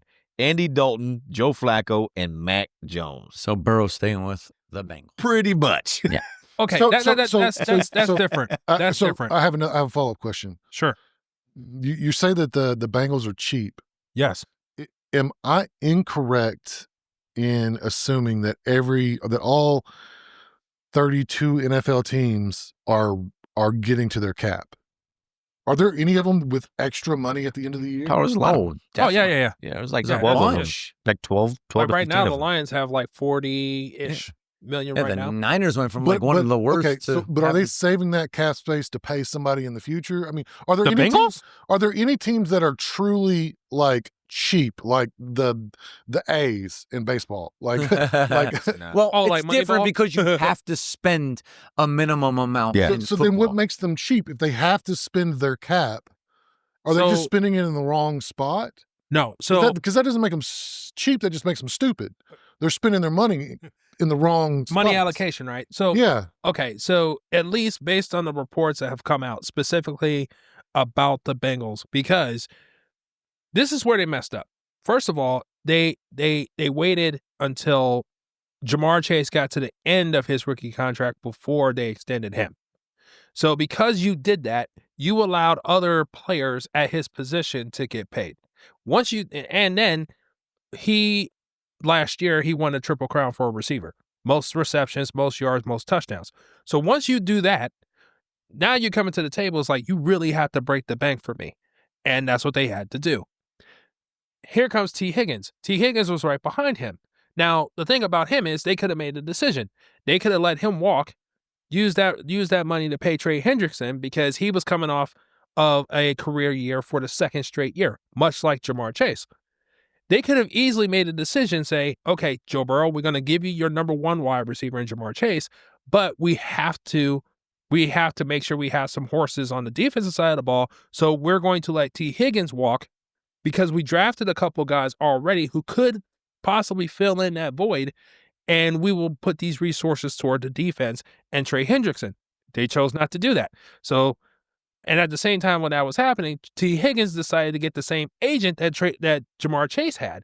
So now they were basically using the contract they just gave to Jamar Chase to justify the amount of money they were going to give to T. Higgins. So now your wide receiver 1 and your wide receiver 2 makes at least $28 million a year. That was their choice. Now, here comes Trey Hendrickson. Trey Hendrickson is like, wait a minute, I just led the league in sacks 2 years in a row. Where my money at? And they're like, no, we're not going to give it to you. Excuse me? So it's not them being cheap. It's just them making poor decisions when it comes to allocate their funds. I mean, I guess you could make the argument it's a good problem to have, but at the same time, it's like you've got to allocate your resources correctly, or you're going to have to make some other moves to do that. And in their case, they took especially on defense, I can't remember the guy's name. He now plays for the Raiders now, but he was like their tackle leader at linebacker for the Bengals, and they let him walk. Yeah, I'm just saying it's not like they had a pot of money they just chose not to spend or spend correctly. yeah, they just Some front offices are better than others at managing their money. I will say this though: they are not going to let Joe Burrow go. Yeah. Not voluntarily, but if he just decides to refuse services, Sure. I mean, who's to say that? Yeah. You know, I see him That would be a threatening to very retire. interesting occurrence. it would be. Yeah. I will say that the 26 free agent class is not. Not good. No, it's not good. Since we're on NFL quarterbacks, I just want to throw us out there. Who led the league in completion percentage last year? Sam Darnold? It's a good guess. It was not him. It would either be Jared Goff or Josh Allen, Don't tell me it's Geno. I'm thinking either Baker Mayfield. No, Man, I was thinking all your guesses are so close, except for the actual one. But very good guesses, though. Baker Mayfield was third. Jared Goff was second. Joe Burrow was fourth. Geno Smith was fifth. Wow. But there was one guy. Brock Purdy. Nope. Who could it? Hold on. Let me get one more It's gotta be crack. one Lamar. Nope. Patrick Mahomes. I'm just going to say it so we don't ruin the pot. It was Tua Tagovailoa. Get the what? Whoa, wait. Yes, How many dude. games? Yeah, that's the no, loophole. 399 attempts. So he met the minimum. He almost threw basically 400 attempts. Yes. Wow. 72.9%. Wow. Wow. I know Wow. a lot of those probably A-chain, but hey, Yeah. hey, you know, Can't be. The we could Jalen talk Waddle about that's yards down per the field. attempt later, know but that. I'm saying, Yeah. I didn't know that at Um, all. it's pretty cool. But yeah, but to me, I feel like, again, y'all disagreed with me, but that's fine. I think the path to a NFL rookie career when you're based strictly on physical upside, I think we are watching the end of that. I feel that way. Now, again, the future drafts will have to prove that out, but I think Anthony Richardson is the final lesson for all the NFL teams to learn. I agree. But hey, speaking of final lessons, There'll always be a guess. Go ahead. Sorry. Speaking of final lessons, let's transition to college football coaches Let's go. who are on the hot seat. Oh, Lord. Oof. I have a nominee, if I may go first. Sure. Lincoln Riley, you motherfucker. Talk about If you can't figure out how to get this recruiting class and spend that NIL and get that defense going, you need to be shown the door. You need to be left worse than on a tarmac. You need to be left at the bus stop. That's mine. I think Lincoln Riley, I know I said top 3, but he's my number 1. He's my number 1 who should be on the freaking hot seat. Thoughts? I 100% agree, especially now that he is no longer in the Pac-12. He's officially in the Big Ten now. What's his excuse? He has none. He didn't have any before USC came to the Big Ten. Mm-hmm. But especially the level of quarterbacks, like post Caleb Williams, like, bro, what are we doing? Miller Moss was trash. I was like, what did you see in that guy? Hey man, I can't disagree. I can't disagree with you on that at all. But but the question, I guess, would be is what would be your alternative if you're USC, only because of what you did to get that man? Yeah, I honestly don't know who we would replace him with. I really don't know. Yeah. Typically I would, but yeah, I don't know, man. I really don't. Yeah. It's just that bad. It's that bad. Like USC has a long tradition of at least having competitive teams, and we've been known for our defense in some cases as well as our offense, but we haven't been known for either. Just awful. Like our linebackers and our corners, hey, that's something to be said. Yeah. Even our wide receivers at some point. Yeah. Man, not anymore. Not anymore. Not anymore. And in California, look, if he was just recruiting in California, right, there is a lot of top 100 high school ranked recruits, whatever, that are coming out of California. Yes. Why is he not getting them? Why? I don't know. I don't know what his strategy is. I don't know what his criteria is. I don't know, but I mean, you're not wrong.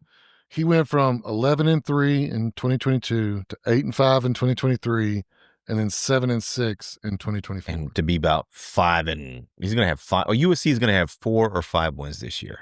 The problem is he's got a $90 million buyout. Ain't that some shit? Yeah, so that might be the one thing that keeps him off the hot seat, and he's the reason.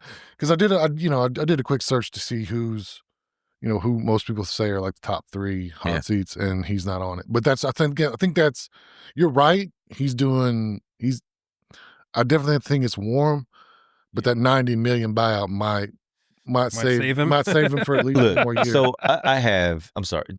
Did you have something on that before I'm not a big college guy, you know that, but okay. Brent Venables at Oklahoma, yep. right?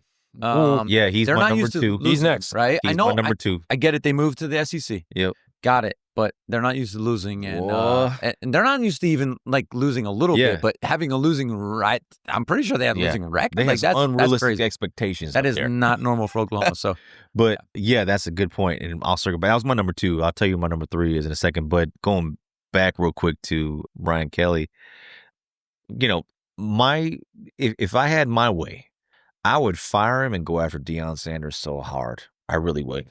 I would tell Deion Sanders, you can have your own plane. You can have a $200 million contract. Whatever you want, you're my guy. That's what I'd be going for. Okay, so maybe not this year or next year, but definitely the year after. If I'm USC, Deion Sanders is my number 1 target. So go ahead. Okay. All I want to say is I'm crazy though. I agree with you. I know I'm crazy. I agree with you. And so they get Clemson week 1, right? Mm-hmm. And right? Wait, no, I think LSU, please. Clemson. Wait, were you talking? You mentioned Brian Kelly. But you meant Lincoln Riley, right? No, Lincoln Riley, but Deion Sanders. Okay, sorry. Yeah. Okay, You, sorry. yeah, you brought his name up, but you meant Lincoln. I meant Lincoln Riley. Yeah, my bad. But I do have a question for you. So, looking at their schedule for this year, their big games are at least against ranked teams currently. Illinois is actually it's a monster, right? So the 3-game stretch. So your first one is at Illinois, Loss. then at home versus Michigan, Loss. and then at Notre Dame. Loss. Wait, I see Mo State. Yeah, that's August Missouri 30th. State. Yeah. That's your first game. But I'm saying Purdue on the 13th. We should win that. We should win our first 2. Okay. Illinois, I think we're going to win that.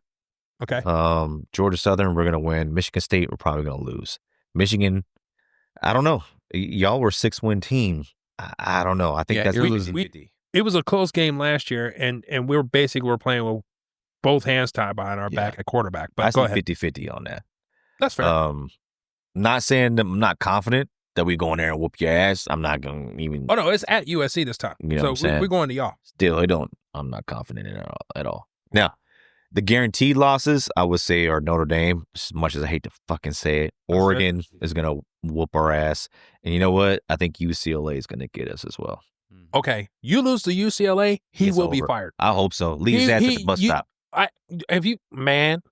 That team. Yeah. That team. You cannot lose to them. So I do have a number 3. Anybody else got any comments on that before I go to number 3? What was number 2? Brett Venables. Oh, got it. Okay. So number 3 is Alabama head football coach. Oh, okay. All right. Kalen DeBoer. You know what I'm saying? Yeah. If he don't make the playoff or they lose, they going to run his ass out of town. They're going to set his house on fire. I agree. I totally agree. No leash, huh? No leash, man. No. No leash. No. I mean, what say you, Woo Pig?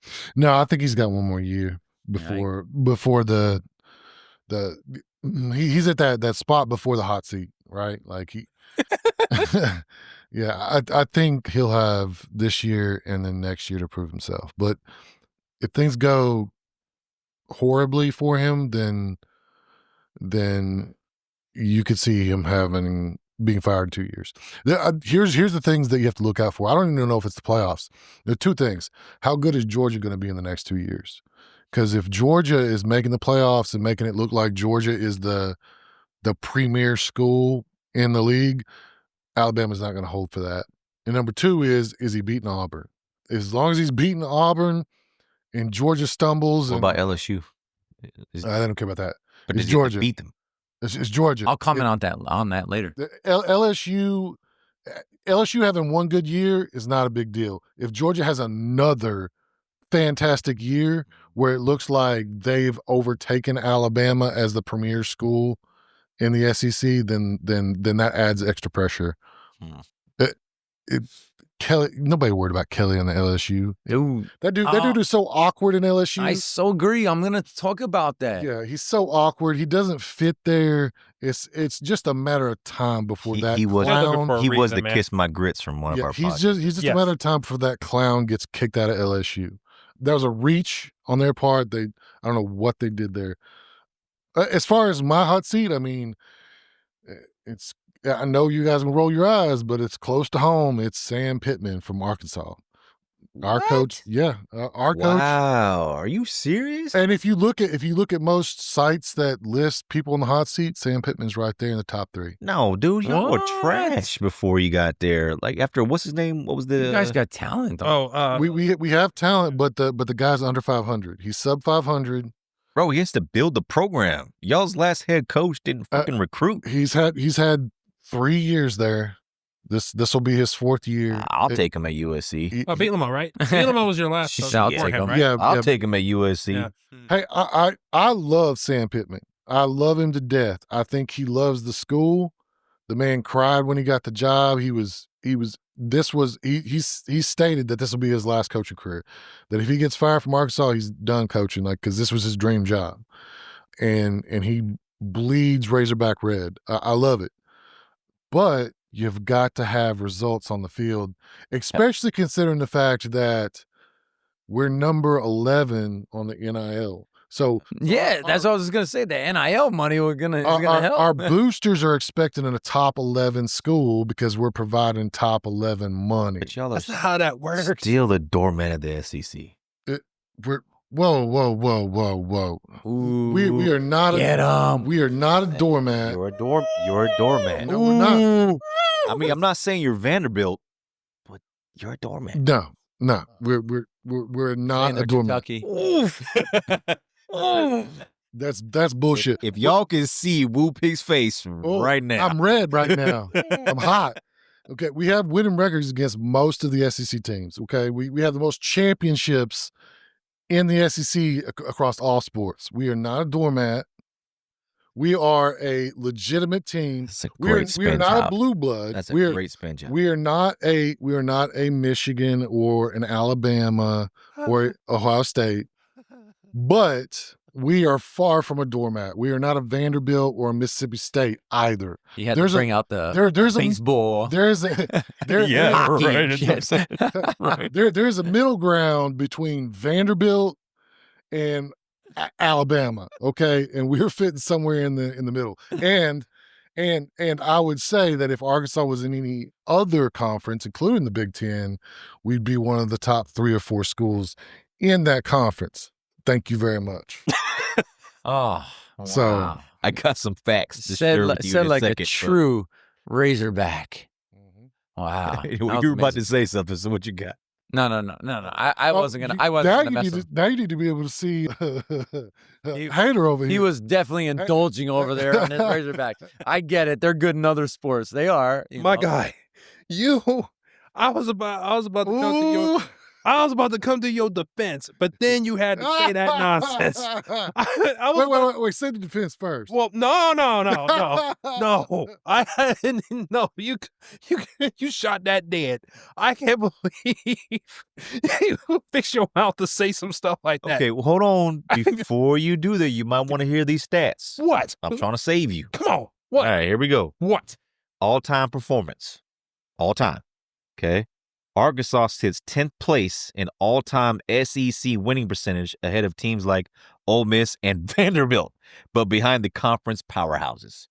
What do you call that, sir? Mid. That's what A that is. doormat. That's what you call it. Mid. Doormat. That's what that is. Here we go. Let's talk about recent seasons. The Razorbacks have endured recurring struggles in SEC play, including winless conference seasons. In 2018, they were 0-8. In 2019, 0-8, and continued inconsistency thereafter. What is that called? What is that called? A doormat. Here we go. While Arkansas has the potential for upsets, as evidenced by their notable win over number 4 Tennessee in 2024, they were 6-0 against unranked teams and 1-6 against ranked opponents. What does that mean? Doormat. Okay, so I'm just saying, bro. we have gone through a tough couple of years, just like USC has gone through a tough couple of years. Is USC a doormat? Okay. Because it's very close. You're kind of just Okay. They're close to being a doormat in the Big Ten. Sure. But the last thing, when I Googled this is what it says. Okay. Now, I'm not saying Google's right. I'm just telling you what Google's saying, so don't get mad at me. This is what Google's saying. Arkansas isn't officially the SEC's doormat, but all signs point to a team that consistently lags near the bottom. They're not the worst historically, but recent performance, preseason expectations, and program health put them uncomfortably close. That almost says at least screen door. You know what I'm saying? Like, So first of all, That screen door. first of all, I said we were having a tough time of it in the past tough couple 8 years. years. Tough 8 years. But You mean 8? historically, 8. historically, we've been a great program and we can get back there. Historically, I love the confidence. what all time you're 10th. 10th. Okay.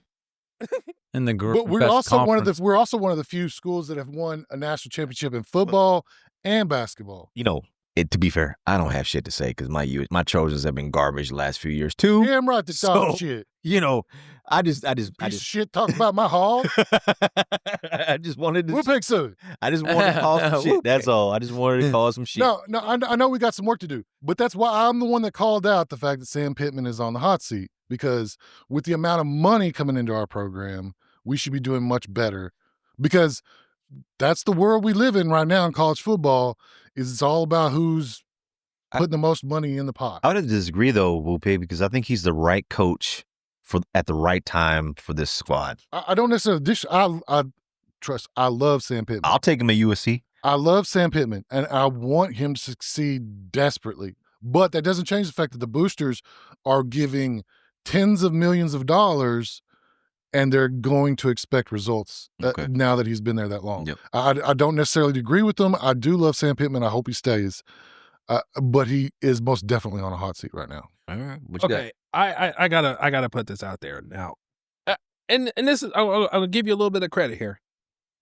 In the last few years, I have to give Arkansas a lot of credit because you guys have put out some very notable NFL talent. Frank Ragnow, right? We remember him, right? Personally, I don't know if you were actually on the pod when I said this, but I feel like he's a Hall of Famer. The kicker, 70 yards. Bullshit that they didn't count that. I agree. Right.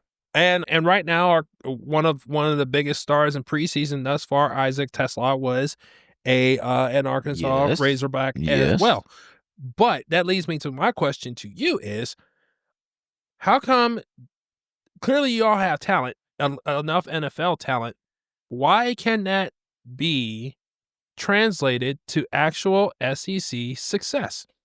Well, okay. So first of all, while we have one or two or three notable people that have joined the NFL, we're playing against teams week in, week out that are putting 10, 15 players every year in the NFL. So that it has to do with the amount. So the problem with the Arkansas and Mississippi States, even the Vanderbilts of the ACC, is our starters can a lot of times compete with the starters of an Alabama.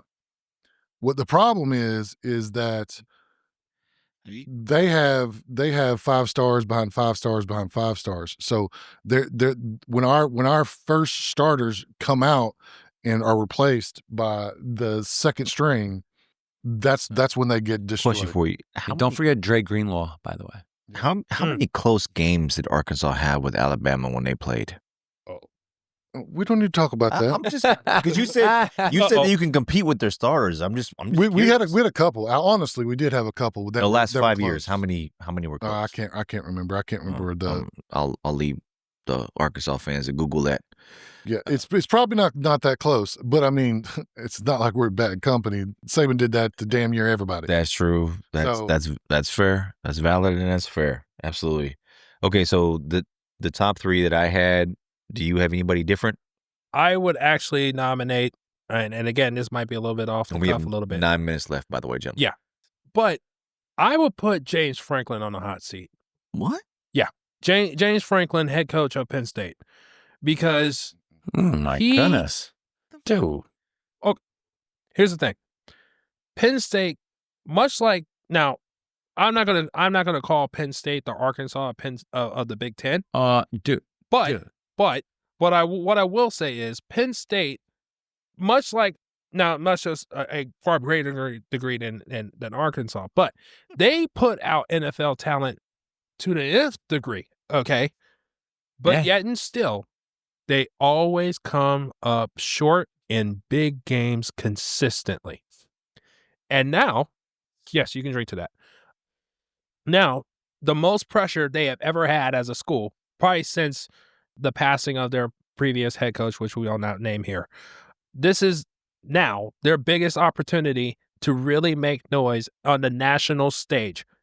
And if James Franklin pulls a James Franklin again, I believe that it would be enough to say enough is enough. We're tired of the disappointment. It's time for you to go.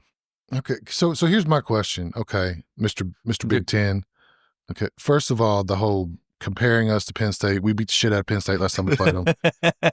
But that further proves my point. Go ahead. But no, because it's different. Okay, because correct me if I'm wrong, but isn't Penn State like essentially your Vanderbilt? What? No. Dude, Penn State's legit. Nebraska is. Nebraska is our Vanderbilt. No. I'm talking about, isn't Penn State like your smart school? No. No, I would say as far as smart school, I'll probably put Michigan on that. I'll say Michigan is a smart school. Your academic requirements are higher than Penn State? I would say so, yes. Yes. You want to check on that? Sure. They're equivalent. Dude, they're equivalent. Yeah, I'll do. I'm not saying your requirements are I'll do- bad. I'm just saying No. that- I'll do the homework.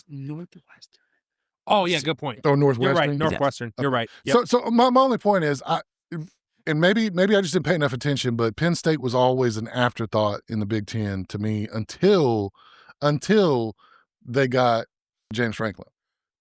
Ooh. So my point is that there was no way I was considering Penn State the third or fourth best football school in the Big Ten until James Franklin came around. So I'll explain it to you this way. Before we but answer that question. Before James Franklin, was Penn State considered the third or fourth best school in the Big Ten? Yes, but they were never not. They will always either be number 3 or number 4. They would never be above Michigan, and they would never be above Ohio State. There was always that next one, or they would be compared to back in the day when it was the Big Ten East and Big Ten West. They would be comparison to whoever would be like Wisconsin or Iowa back in those days. You about to get cooked. But my point is, but the point of the matter is, yes, James Franklin might have put them on the map. Maybe he has. But once they get there, they poop in their big boy pants all the time.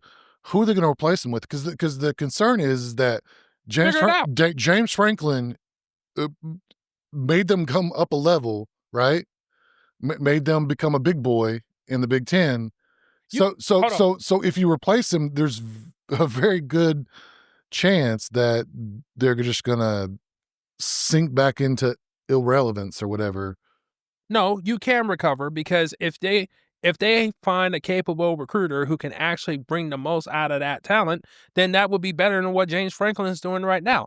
The second point, I think James Franklin is a hell of a coach. He might be a hell I of a agree. He might be a hell of a coach until he plays Ohio State, until he plays Michigan, until he plays another big time Papa school. Well, until that happens. They used to say that about your coach too. But he actually did it, didn't he? That's my point. But he did it. Ohio State had Harbaugh's number. He did. They said the same thing about Harbaugh until they didn't. Sure. So James Franklin could be the same thing. They could say the same thing about James Franklin until they can't. You do realize how long James Franklin's been at Penn State, right? About as long as Harbaugh.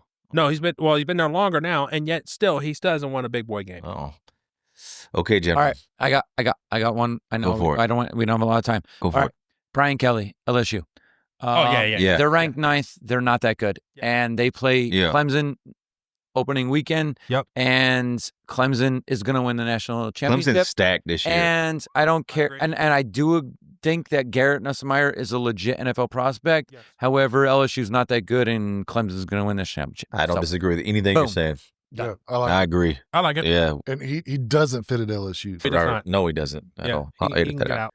Okay, so we have 3 minutes left, and typically at this time during the last bit of the pod, we like to do either an Alamo Minute, which we give a shout out to a local business or something positive nationally, or we do a Kiss My Grits by way of a hater with facts over here. He's the originator of that.